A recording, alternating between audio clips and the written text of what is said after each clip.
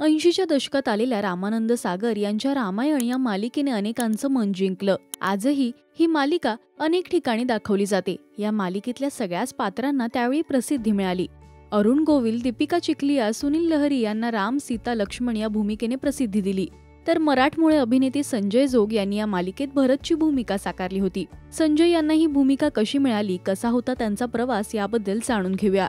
संजय जोग यांचा जन्म नागपुरात झाला होता, पण त्यांनी अधिक काळ पुण्यात घालवला। शालेय शिक्षण पूर्ण झाल्यानंतर संजय मुंबईत आले। त्यानंतर त्यांना अभिनयात करिअर करायचं होतं। अभिनयात करिअर करण्यासाठी त्यांनी ऍक्टिंग कोर्स केला।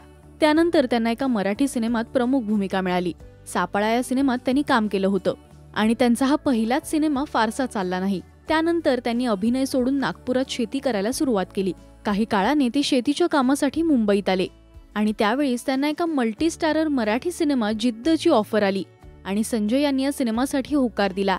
हा सिनेमा त्यावेळी सुपरहिट ठरला आणि संजय जोग यांचं करिअर पुन्हा फिल्मी ट्रॅकवर आलं। या सिनेमानंतर त्यांनी अनेक बॉलिवूड आणि गुजराती सिनेमात काम केलं। तर एका गुजराती सिनेमात त्यांनी महाभारतातल्या अभिमन्यूची भूमिका साकारली होती। या सिनेमासाठी गोपाळ दादा यांनी मेकअप केला होता आणि त्यानंतर रामायणासाठी सुद्धा त्यांनीच कलाकारांचे मेकअप केले।